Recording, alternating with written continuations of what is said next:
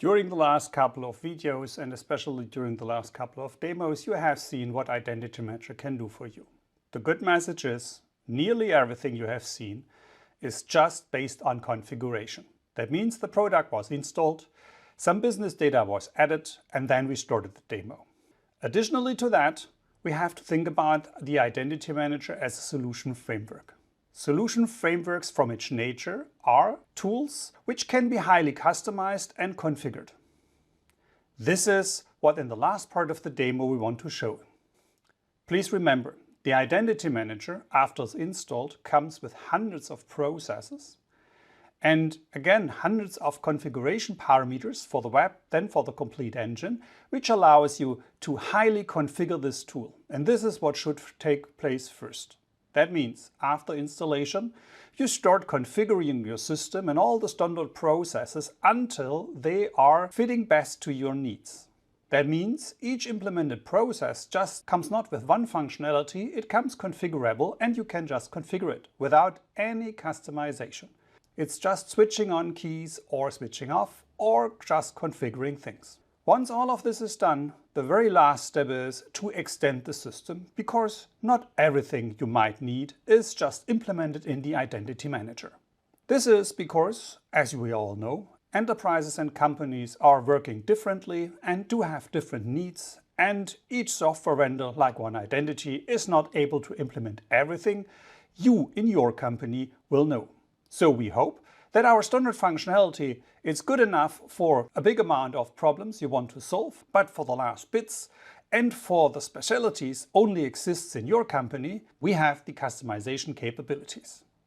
This means we differ between the installation, have to be done, the configuration should be done first, and at the end to add additional functionality to the system which was not implemented before, we name that customization. Of course, it is good to use the standard functions as long as possible. Reason is, with the next software upgrade, the standard functionality gets automatically upgraded.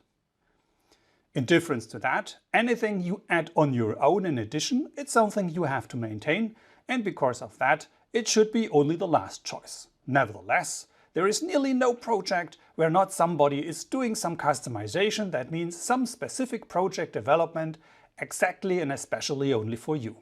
The next couple of minutes will show you how this could be done best and which capabilities exist. Please have in mind, everything I will show you now is just an overview and it's absolutely not valid to learn from it in a way of that you are the customization expert after watching this single video.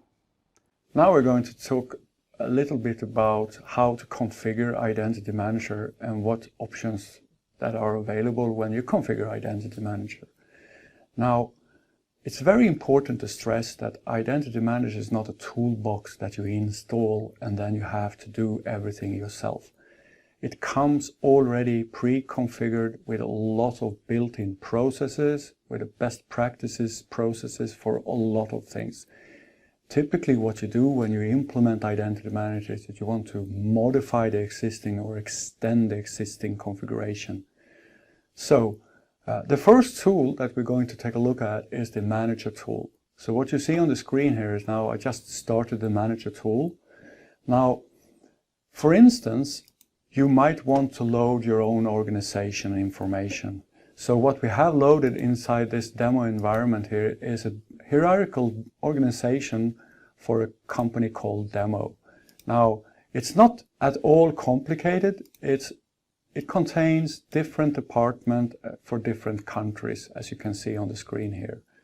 Now, if I just select one randomly here, I will see this object on the right-hand side. I can see it's a department or organizational unit, and there's nothing preventing you from building more than one hierarchy here.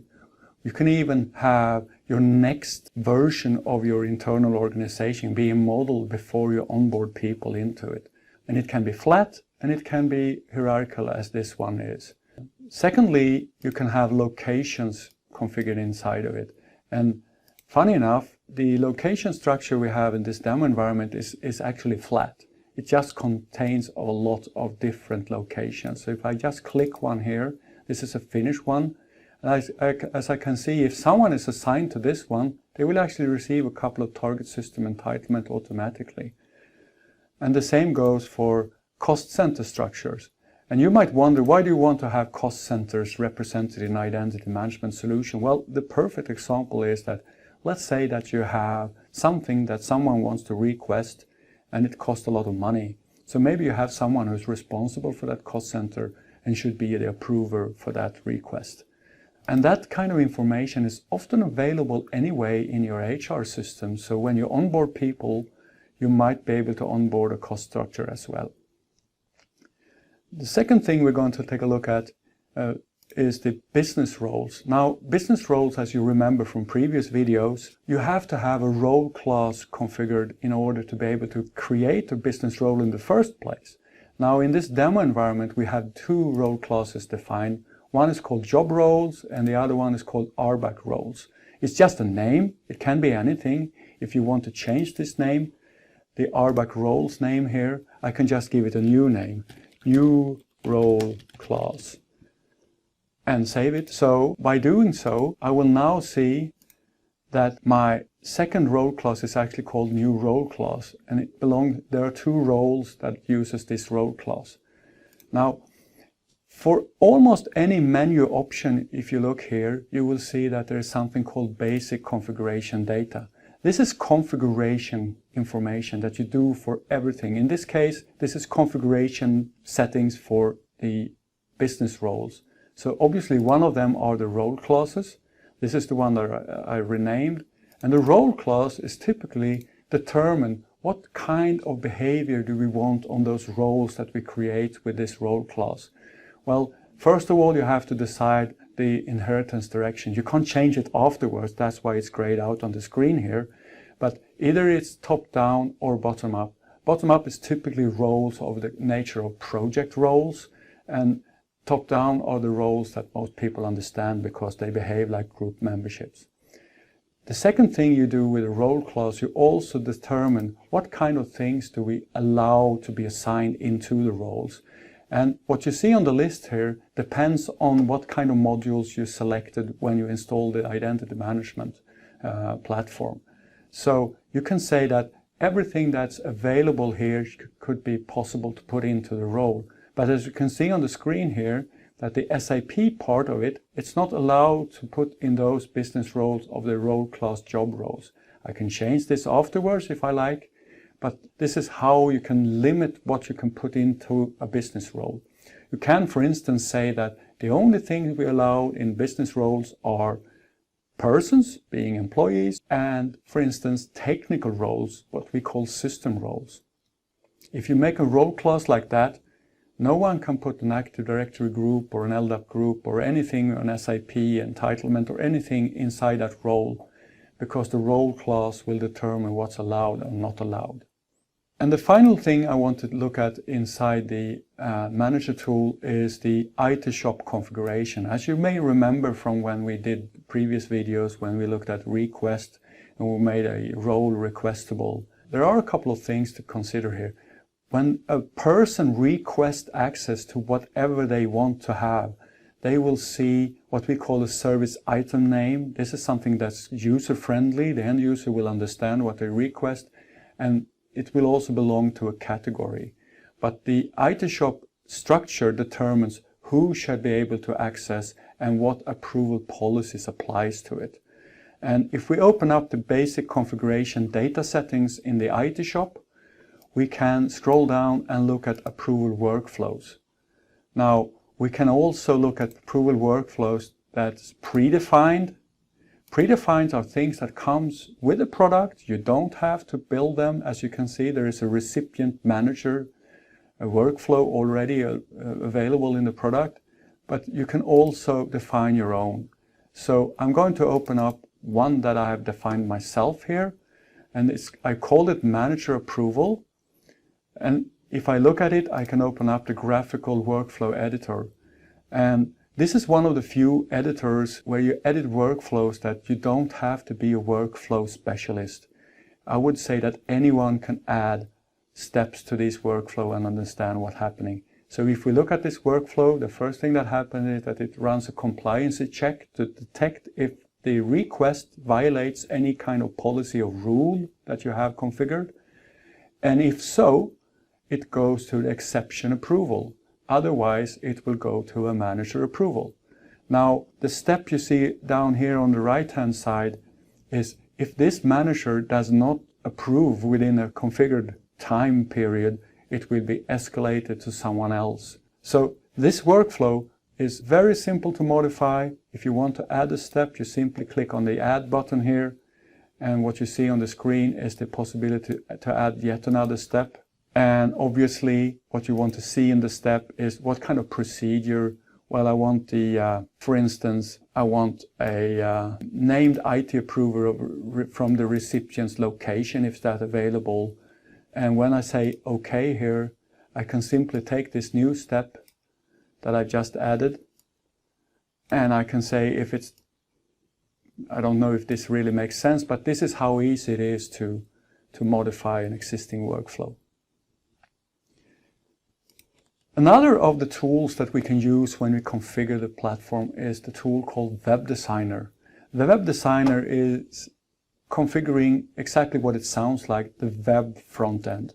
So the Web Designer has a lot of things you can do. It's very capable application, but it also has a configuration settings. So typically these are all parameters you can change in your web project. So if I open up, for instance, the general settings, I can scroll down and see things like what we have configured here is a link to the password reset web, because in the previous video you saw that the end user could change their own password. The sign-in logo and the company logo are typically things that we change when we deploy Identity Manager, so the customer can get their own logo here. And also, if I close down the general settings and open up the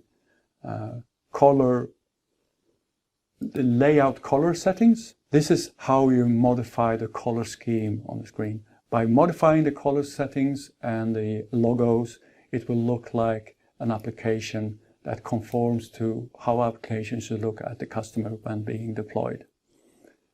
And finally, there is a third tool to do configuration, and this is the tool where you do the basic configuration settings for the implementation itself.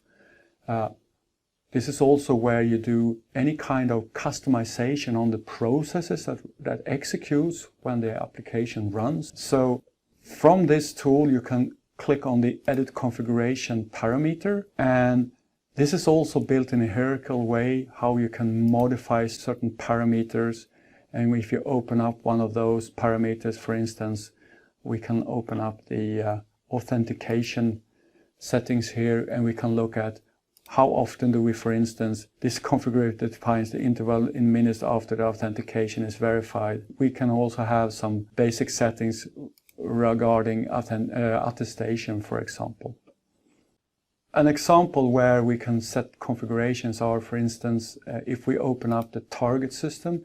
What's listed here are target system modules that we have installed in this particular demo environment, and the ADS stands for Active Directory. An interesting setting here, for instance, could be the setting called Person Auto Full Sync. What it effectively means is that when you synchronize to your existing target system, in this case the Active Directory, what's going to happen when I find an account that I cannot match to an existing identity or person object? Well, we are just going to add the account. We are not going to do anything, but we can select, for instance, we are going to create a new identity based on this account, because there are situations where we want the application to work. Now, these were only a very limited number of settings that I showed you right now. Again, the Manager tool, it's mainly there to manage your data, but there are configuration parameters in there. Examples were the workflow. The Web Designer tool is definitely where you can modify the complete behavior of the web UI. And finally, the Designer tool, we just looked at the configuration parameters, but there are much more things you can do with that tool, but that's another video series.